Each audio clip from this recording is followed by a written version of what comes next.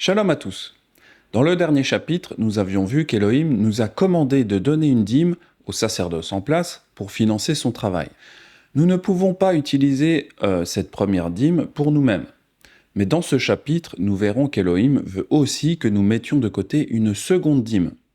Cette deuxième dîme doit servir à faire des fêtes, un moment de joie pour nous et nos familles. Deutéronome 12 parle de commandements qui s'appliquent lorsque nous vivons dans le pays. Voici les lois et les ordonnances que vous observerez et que vous mettrez en pratique aussi longtemps que vous y vivrez dans le pays dont Yahweh, l'Élohim de vos pères, vous donne la possession. Le verset 6 dit que lorsque nous entrons dans le pays, nous devons chercher le lieu choisi par Yahweh pour y déposer nos dîmes au pluriel. Cependant, contrairement à la première dîme, le verset 7 nous dit que nous devons manger de cette seconde dîme. Cela montre une nuance, car la première dîme était réservée aux Lévites. Mais vous le chercherez à sa demeure, et vous irez au lieu que Yahweh votre Elohim choisira parmi toutes vos tribus pour y placer son nom. C'est là que vous présenterez vos holocaustes, vos sacrifices, vos dîmes, vos prémices, vos offrandes en accomplissement d'un vœu, vos offrandes volontaires et les premiers-nés de votre gros et de votre menu bétail. C'est là que vous mangerez devant Yahweh votre Elohim, et que vous et vos familles vous ferez servir à votre joie tous les biens par lesquels Yahweh votre Elohim vous aura béni. Le verset 11 confirme que nous devons apporter plus d'une dîme. Le mot hébreu est ma'eseroterem. Il s'agit d'une forme plurielle du mot pour dîme, ma'asar. Mais vous passerez le Jourdain, et vous habiterez dans le pays dont Yahweh votre Elohim vous mettra en possession. Il vous donnera du repos, après vous avoir délivré de tous vos ennemis qui vous entourent. Et vous vous établirez en sécurité. Alors il y aura un lieu que Yahweh votre Elohim choisira pour y faire résider son nom. C'est là que vous présenterez tout ce que je vous ordonne. Vos holocaustes, vos sacrifices, vos dîmes, vos prémices et les offrandes choisies que vous ferez à Yahweh pour accomplir vos vœux. C'est là que vous vous réjouirez devant Yahweh votre Elohim, vous, vos fils et vos filles, vos serviteurs et vos servantes, et le Lévite qui sera dans vos portes. Car il n'a ni part ni héritage avec vous. Au verset 17, Yahweh nous dit de ne pas manger la deuxième dîme dans nos propres portes. Nous devons plutôt manger la deuxième dîme devant Yahweh, c'est-à-dire pendant les fêtes. Tu ne pourras pas manger dans tes portes la dîme de ton blé, de ton mou et de ton huile, ni les premiers-nés de ton gros et de ton menu bétail, ni aucune de tes offrandes en accomplissement d'un vœu, ni tes offrandes volontaires, ni tes prémices. Mais c'est devant Yahweh votre Elohim que tu les mangeras, dans le lieu que Yahweh votre Elohim choisira, toi, ton fils et ta fille, ton serviteur et ta servante, et le Lévite qui sera dans tes portes. Et c'est devant Yahweh votre Elohim que tu feras servir à ta joie tous les biens que tu posséderas. Aussi longtemps que tu vivras dans ton pays, garde-toi de délaisser le Lévite. Dans Deutéronome 14, Yahweh nous dit que si le voyage est trop loin pour nous, nous pouvons convertir nos dîmes en argent.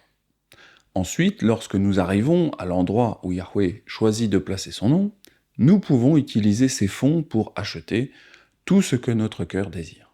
Tu lèveras la dîme de tout ce que produira ta semence, de ce que rapportera ton champ chaque année, et tu mangeras devant Yahweh ton Elohim dans le lieu qu'il choisira pour y faire résider son nom. La dîme de ton blé, de ton mou et de ton huile, et les premiers-nés de ton gros et de ton menu bétail, afin que tu apprennes à craindre toujours Yahweh ton Elohim. Peut-être, lorsque Yahweh ton Elohim t'aura béni, le chemin sera-t-il trop long pour que tu puisses transporter ta dîme à cause de ton éloignement du lieu qu'aura choisi Yahweh ton Elohim pour y faire résider son nom. Alors tu échangeras la dîme contre de l'argent. Tu serreras cet argent dans ta main et tu iras au lieu que Yahweh ton Elohim aura choisi. Là, tu achèteras avec l'argent tout ce que tu désireras, des bœufs, des brebis, du vin et des liqueurs fortes. Tout ce qui te fera plaisir, tu mangeras devant Yahweh ton Elohim, et tu te réjouiras, toi et ta famille. Tu ne délaisseras point le Lévite qui sera dans tes portes, car il n'a ni part ni héritage avec toi. Cependant, comme ce commandement ne s'applique que lorsque nous vivons dans le pays, ceux d'entre nous qui sont hors du pays n'enfreignent pas la Torah si nous ne montons pas à Jérusalem. C'est pourquoi Shaoul n'a pas enfreint la Torah en restant à l'écart de Jérusalem lors de ses voyages missionnaires pendant des années. Alors voilà, c'est quelque chose que nous pouvons faire, monter à Jérusalem, mais nous ne sommes pas obligés de le faire. Parfois les gens se demandent si la deuxième dîme s'applique toujours en dehors du pays. sous l'ordre melchisédékien. Nous pensons que c'est encore en vigueur aujourd'hui, car Yeshua nous a dit de ne pas penser qu'il est venu supprimer une quelconque partie de la Torah. Ne croyez pas que je sois venu pour abolir la loi ou les prophètes. Je suis venu non pour abolir, mais pour accomplir. Car je vous le dis en vérité, tant que le ciel et la terre ne passeront point, il ne disparaîtra pas de la loi un seul iota ou un seul trait de lettre, jusqu'à ce que tout soit arrivé. Beaucoup de gens sont confus sur ce sujet, parce que nous agissons différemment lorsque nous sommes à l'intérieur du pays que nous le faisons maintenant à l'extérieur du pays. Ce que nous devons comprendre, c'est que la mission d'Israël n'a jamais changé. Et quand je parle d'Israël, je parle du peuple d'Élohim dans son ensemble. Nous sommes toujours appelés à conquérir la terre pour Élohim, que ce soit physiquement ou simplement spirituellement. Il suffit de regarder une armée physique. Une armée peut agir de deux façons. Soit elle protège son propre territoire et pays, c'est la défense, soit elle est en manœuvre, et elle est en attaque à l'extérieur du pays. N'importe quelle armée s'organise et fonctionne différemment lorsqu'elle est en défense plutôt qu'en attaque. Même si la mission globale, c'est-à-dire gagner la guerre, ça ne change jamais. C'est pourquoi les lois divines liées au sacerdoce s'adaptent en fonction du fait qu'on soit à l'extérieur ou à l'intérieur du pays. Le principe de mettre de côté une deuxième dîme pour les fêtes est le même sous l'ordre melchisédékien que sous l'ordre lévitique. Car même si nous n'avons pas besoin de nous rassembler en un seul endroit lorsque nous vivons à l'extérieur du pays, nous devons quand même nous rassembler et payer des lieux de rassemblement. Et en termes pratiques, cela nécessite des fonds et une très bonne organisation. D'ailleurs, à chaque fois que je rencontre des frères et des sœurs, tous me disent qu'ils rêvent de se rassembler pour une fête. Par exemple, louer un camping pour faire la fête des tabernacles. Et puis, dès qu'on commence à parler organisation, budget, etc., alors les gens ont souvent moins envie de passer à l'action. Depuis des années, j'ai observé ce phénomène. On a tous à cœur de se rassembler, mais on ne veut pas se donner les moyens pour le faire, car cela demande une infrastructure et une organisation quasi militaire, sans même parler du sujet de l'argent. D'autre part, il y a aussi la question de l'unité doctrinale, qui nous empêche d'agir. Parce que, les calendriers, ainsi que les enseignements sur les dates de fête sont tous différents. Mais bon, ça c'est encore une autre histoire. Il est bon de rêver au rassemblement du peuple d'Élohim pour les fêtes, mais il faut aussi vivre dans le concret et avec les pieds sur terre. Car tout cela demande une organisation militaire et des fonds importants. Dans le monde profane, il y a parfois des youtubeurs qui organisent des rassemblements. J'ai parfois observé l'organisation qu'il faudrait pour se réunir. Il faut déjà une bonne équipe de plusieurs personnes, au moins 10 personnes, qui partagent la même doctrine. Il faut un lieu de rassemblement. Il faut donc payer une réservation, une caution. Il faut organiser les repas. Parfois, cela demande des cuisiniers à temps plein, des stocks de nourriture.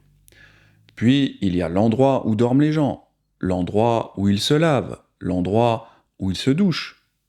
Bref, c'est vraiment quelque chose qui serait fantastique de se réunir, faire une fête de Yahweh, faire un séminaire, faire des rencontres. Mais pour le moment, notre attitude de consommateur et notre attitude qui cherche à boire à toutes les fontaines, cette attitude nous bloque complètement pour l'accomplissement de tels projets. Fin de cette petite aparté. Reprenons l'étude maintenant sur la dîme pour les fêtes et donnons une conclusion. Nous avons vu que la première dîme, pour le sacerdoce, ne nous appartient pas. La deuxième dîme ne nous appartient pas non plus. Au contraire, Yahweh nous a attribué la deuxième dîme pour notre usage pendant les fêtes. Autrement dit, nous devons la gérer avec sagesse, en faisant de ces fêtes un délice pour nous et nos enfants, afin qu'ils apprennent à marcher dans ces voies. Pour le moment, cette dîme est utilisée davantage dans nos maisons individuelles.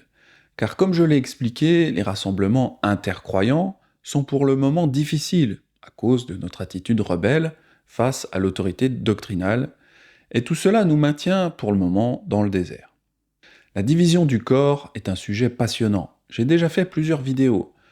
Vous avez la vidéo « Unité du corps et prophétie » ou alors la vidéo « Élection divine ou démocratie ».